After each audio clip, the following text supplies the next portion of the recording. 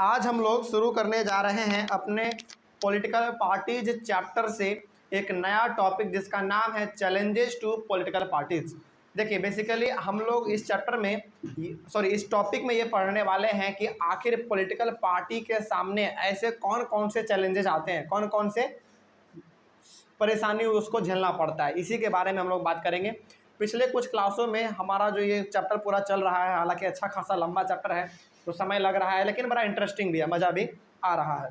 तो बेसिकली हम लोगों ने ये पढ़ा कि पॉलिटिकल पार्टी होता क्या है, पॉलिटिकल पार्टी का ज़रूरत हमको क्यों है ना, पॉलिटिकल पार्टी का फंक्शन क्या है, नेशनल पार्टी क्या होता है, स्टेट पार्टी क्या होता है, सब कुछ हम लोग पढ़ चुके। यानी कि पार्टी के बारे में जितना कुछ आपको जानना था आपने लगभग बहुत हद तक जान चुके हैं आप, है ना। लेकिन सवाल ये पैदा होता है कि आखिर पॉलिटिकल पार्टी को कौन कौन से समस्याओं का सामना करना पड़ता है, उसके सामने ऐसे कौन कौन से चैलेंजेस आते हैं, है ना। तो इसी के बारे में हम लोग आज बात करने वाले हैं। तो शुरू करते हैं। सबसे पहला लिखा हुआ है कि it is natural that people blame parties for what ever is wrong with the working of democracy. देखिए हमारे भारत को क्या कहा जाता है, एक डेमोक्रेटिक कंट्री कहा जाता है और यहाँ पे गवर्नमेंट भी है हमारा, है ना। तो डेमोक्रेसी में जो भी उल्टा फेर होता है, गलत सलत काम होता है, फॉर एग्जांपल आप ये देखते होंगे कि बहुत बार क्या होता है ना कि रात के समय में रेप हो जाता है किसी के साथ, या फिर आप देखते होंगे कि कहीं पे बम लगा के उसको उड़ा दिया गया, बिल्डिंग को, मंदिर को, मस्जिद को, इस प्रकार का, है ना। कहीं पे पब्लिक प्लेस में फायरिंग हो गया। तो एक डेमोक्रेटिक कंट्री में ये सब कुछ हो रहा है तो लोग ब्लेम किसको करेंगे बताइए, पॉलिटिकल पार्टी पे ब्लेम करेंगे, क्योंकि पॉलिटिकल पार्टी का जिम्मेदारी था कंट्री को रूल करने का, चलाने का अच्छी तरीके से, लेकिन उसके लिए वो क्या हो गया, सफल नहीं हो पाया। तो यहाँ पे ऑब्वियस ये बात है कि पॉलिटिकल पार्टी को लोग क्या करते हैं, ब्लेम करते हैं कि भाई आपके यहाँ पे डेमोक्रेटिक कंट्री है, आपका एक डेमोक्रेटिक कंट्री है, लेकिन आपके डेमोक्रेटिक कंट्री होने के बावजूद भी आपके यहाँ पे शांति का माहौल नहीं है ना। तो जो कुछ भी होता है हमारे कंट्री में उसके लिए हम लोग सीधा सीधा जो है जिम्मेदार ठहरा देते हैं अपने पॉलिटिकल पार्टी को, है ना। और ये एक आम बात है, इसको आप टीवी पे भी देखते होंगे, न्यूज़पेपर में सुनते होंगे, रेडियो में सुनते होंगे, है ना। चलिए वही बात यहाँ पे लिखा हुआ था। उसके बाद all over the world people express strong dissatisfaction with the failure of political parties to perform their functions well. ये केवल भारत का बात नहीं हो रहा है, ये दुनिया के हर एक कंट्री का बात हो रहा है जहाँ पे एक पॉलिटिकल पार्टी किसी भी प्रकार के कामों को करने में असफल हो गया, उसके ऊपर लोग क्या कर देते हैं, आरोप लगा देते हैं, डिससेटिस्फैक्शन उसके ऊपर दिखाने लगते हैं, मतलब कि हम जो है इस पार्टी से संतोष नहीं है। मतलब ये हो गया कि पॉलिटिकल पार्टी से थोड़ा सा यदि कहीं पे चूक हो गया तो लोग उसके ऊपर ब्लेम लगाना शुरू कर देते हैं कि भाई तुमने ऐसा नहीं किया, तुमको ऐसा करना चाहिए था, इस प्रकार का। और ये केवल भारत में नहीं, लगभग हर एक जगह पे और हर एक पॉलिटिकल पार्टी के साथ होता है, ये नेचुरल है, ठीक है, और ये होता ही है। आगे there are 4 challenges faced by political parties which are as follows. अभी फिलहाल क्लास 10th में इस चैप्टर में खास करके हमारे पास 4 मेजर चैलेंजेज हैं जो कि हमारे पॉलिटिकल पार्टी को झेलना पड़ता है, ठीक है। 4 मेजर 4 हमारे पास चैलेंजेज हैं, इसी के बारे में हम लोग यहाँ पे बात करेंगे। तो पहला है आपका लैक ऑफ इंटरनल डेमोक्रेसी। देखिए फिर से वही बात यहाँ पे है कि आपके एनसीईआरटी बुक का ये सारा कंटेंट है, लेकिन यहाँ पे हेडिंग के रूप में नहीं दिया गया है। तो पहले वाले हेडिंग में यानी कि पहला जो इसका चैलेंजेज है internal democracy, lack of internal democracy, इसमें आपको क्या जानने को मिलेगा, इसके लिए हमने यहाँ पे एक सेपरेट टॉपिक ही बना दिया है, ठीक है, ताकि आपको समझ में आ सके। आखिर ये तो समझ में आए कि आखिर लैक ऑफ इंटरनल डेमोक्रेसी में कौन कौन से बात कहे गए थे, है ना। चलिए इसके बारे में बात कर लेते हैं हम लोग। सबसे पहले पहला चैलेंज है लैक ऑफ इंटरनल डेमोक्रेसी। क्या होता है इसका मतलब जानते हैं, देखा जाए। लिखा हुआ है there is a tendency in political parties towards the concentration of power in one or few leaders which are at the top. देखिए हर एक पार्टी का ना, हर एक पार्टी का ये मानसिकता होता है कि उस पार्टी के पास जो पावर है वो पावर पार्टी के लीडर के पास रहे। मतलब ये हो गया कि हमारे इंडिया में जो भी नेशनल पार्टी हो चाहे स्टेट पार्टी हो, उसके बारे में हम लोगों ने पढ़ रखा है पहले भी, है ना, कि नेशनल पार्टी क्या होता है, स्टेट पार्टी क्या होता है। तो बात यहाँ पे ये बेसिकली है कि जो भी पार्टी है उस पार्टी का जो लीडर है वो चाहता है कि मेजर पावर जो है वो हमारे हाथ में रहे, यानी कि या तो वो पावर एक हाथ में रहे या फिर बड़े बड़े लीडर के पास रहे। एग्जाम्पल के तौर पे आज हमारे भारत में जो अभी रूलिंग पार्टी फिलहाल में है वो बीजेपी है। बीजेपी का भी लीडर कौन है? श्री नरेंद्र मोदी जी है कि नहीं? तो नरेंद्र मोदी जी के पास पावर है। और इसके साथ ही साथ बीजेपी के और बड़े बड़े लीडर का नाम बताइए, जैसे जेपी नड्डा है ना, योगी आदित्यनाथ, हालांकि वो योगी आदित्यनाथ अभी यूपी का क्या है, सीएम है ना, अमित शाह, ये ऐसे लोग हैं जो कि किसी पार्टी के बहुत बड़े बड़े लीडर हैं। तो हर एक पॉलिटिकल पार्टी ये चाहता है कि जो पावर है पार्टी का वो या तो एक हाथ में रहे या तो पार्टी के बड़े बड़े लीडर के पास रहे, छोटे मोटे लोगों के पास कोई पावर नहीं रहे, वो केवल एक सिंबल के तौर पे है। ठीक है, तो ये हर एक पार्टी चाहता है।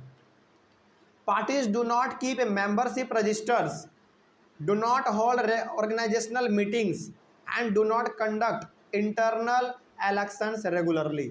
अब देखिए, पार्टी के अंदर भी इलेक्शन होता है, पार्टी के अंदर भी रजिस्टर चलता है हमारा। क्या है ये चीज़, अब इसको हम लोग समझते हैं। देखिए साफ साफ लिखा हुआ है, parties do not keep membership registers. इसका मतलब क्या हुआ? इसका मतलब ये हो गया कि पॉलिटिकल पार्टी के पास अपना कैंडिडेट है, यानी कि एमपी है या फिर एमएलए है, लेकिन वो लोग एक मेंबरशिप रजिस्टर को मेंटेन नहीं करते हैं। मेंबरशिप रजिस्टर का मतलब ये हो गया कि हमारे कौन से मेंबर, यानी कि हमारे कौन से एमएलए, कौन से एमपी हमारे लिए ज़्यादा कारगर साबित है, या फिर वो एमपी यदि कहीं से बिलोंग कर रहा है तो उसका पोजीशन क्या है कि नहीं। इस प्रकार के चीज़ों को वो मेंटेन ही नहीं करता है। एक बार चुनाव हो गया, आप एमएलए या फिर एमपी बन गए, बस आप पार्टी के अंदर एक सिंबल के तौर पे हैं। बस पावर तो किसके हाथ में है? लीडर के हाथ में है, जो उस पार्टी का लीडर है। तो पहला बात यहाँ पे ये हो गया कि पार्टी के अंदर मेंबरशिप रजिस्टर को मेंटेन नहीं किया जाता है। मतलब ये हो गया कि कौन से मेंबर हमारे ज़्यादा काम के हैं, या फिर कौन से मेंबर हमारे इस प्रकार से आप कह सकते हैं कि जिनका वैल्यू ज़्यादा है, ऐसा नहीं किया जाता है।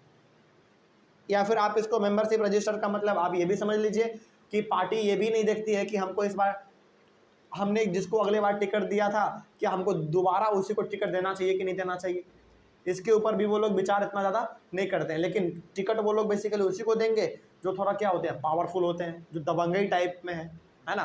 तो ये हो गया हमारा मेंबरशिप रजिस्टर का। उसके बाद do not hold organisational meetings. Party के अंदर जो सारे एमएलए हैं, एमपी हैं, वो सारे लगभग आपस में कभी बैठते ही नहीं है। यानी क्या होता है ना, अपना आपसी बातचीत करना कि पार्टी के लिए क्या करना चाहिए, अगला स्टेप क्या होना चाहिए, इसके ऊपर भी वो लोग कभी बैठते नहीं है। तो फिर अब सवाल ये है कि सर जब ये लोग सब आपस में बैठते नहीं हैं तो फिर पार्टी का मेजर डिसीजन लेता कौन है? पार्टी के बड़े बड़े लीडर। छोटे मोटे एमपी एमएलए तो केवल सिंबल के तौर पे है ना। वही बात यहाँ पे कहा गया था कि पार्टी के अंदर जो है रेगुलर ऑर्गेनाइजेशनल मीटिंग नहीं होता है, यानी कि सारे एमपी को बैठा के सबसे राय विचार करना, उसका सहमति लेना, है ना, मुद्दों को डिस्कस करना, ये सब चीज़ नहीं होता है। पार्टी के बड़े लीडर जो सोच लिए एक बार, सबको बस बता देता है भाई देखो हमने ऐसा सोचा है, ठीक है तो ठीक है, नहीं तो आगे बढ़ते हैं, है ना, ये चीज़ होता है। उसके बाद and do not conduct internal elections regularly. इसके साथ ही साथ पार्टी के अंदर इलेक्शन भी नहीं होता है। पार्टी के अंदर का बात कर रहे हैं हम लोग। इलेक्शन किस रूप में? इलेक्शन इस रूप में कि अगले बार प्रधानमंत्री कौन बनेगा, अगले बार होम मिनिस्टर कौन बनेगा, इसके लिए भी इलेक्शन नहीं होता है। बस पार्टी का जो लीडर है वो एक बार तय कर दिया कि ये होम मिनिस्टर बनेगा तो वो बन जाता है ना, या फिर वो प्रधानमंत्री बनेगा तो वो बन जाता है। यही चीज़ हमारा चलता है। तो ये पहला चैलेंज है जो कि हमारा क्या था, lack of internal democracy. Internal democracy का मतलब पार्टी के अंदर ही सिस्टम गड़बड़ है ना, ये उसको चैलेंजेस फेस करने पड़ते हैं। उसके बाद ordinary members of the party do not gate sufficient information on what happened inside the party. जो आम आदमी है पार्टी का, जो कि बड़े लेवल पे नहीं है, छोटे लेवल पे है, जो कि बहुत ही उसका उतना दबदबा नहीं है पार्टी में, उनको ये तक मालूम नहीं होता है कि पार्टी के अंदर चल क्या रहा है, पार्टी कौन सा नियम लाने वाला है, अगले बार चुनाव में पार्टी के अंदर कौन सीएम बनेगा, कौन पीएम बनेगा, ये आम आदमी को मालूम ही नहीं होता है जो कि पार्टी से बिलोंग करते हैं। इसका मतलब ये हो गया कि सारा बात जो है किसके पास रहता है, पार्टी के बड़े बड़े लीडर के पास रहता है। इसका मतलब तो यही हुआ है ना। वही बात यहाँ पे कहा गया था कि ऑर्डिनरी सिटीजन को, या फिर आप ये कह लीजिए ऑर्डिनरी मेंबर को, जो आम नागरिक है या फिर जो आम सदस्य है पार्टी का, उसको मालूम ही नहीं होता है पार्टी के अंदर क्या चल रहा है।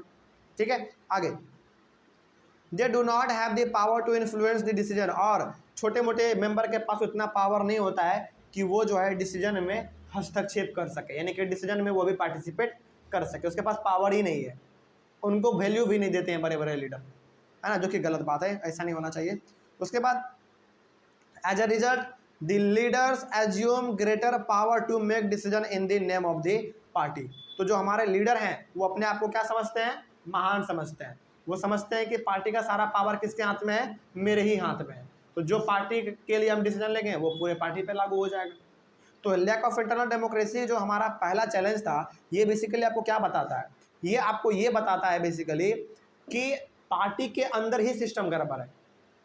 पार्टी के अंदर जो है, पार्टी का लीडर चाहता है कि सारा पावर मेरे पास हो, छोटे मोटे मेंबर को कोई अधिकार नहीं है कि नहीं। अंदर में इलेक्शन नहीं हो रहा है कि अगले बार कौन ये बनेगा, कौन प्रधानमंत्री बनेगा, कौन सीएम बनेगा, है ना, यानी कि पूरी तरीके से पार्टी का अंदर का माहौल ही गड़बड़ है। ठीक है, तो ये हमारा था पहला चैलेंज। ठीक है, चलिए अगले वाले क्लास में हम लोग डिस्कस करते हैं सेकंड, चूँकि हमारा क्लास फिर थोड़ा सा लंबा हो जाएगा, इसलिए हम लोग इसको अगले वाले क्लास में कर देते हैं।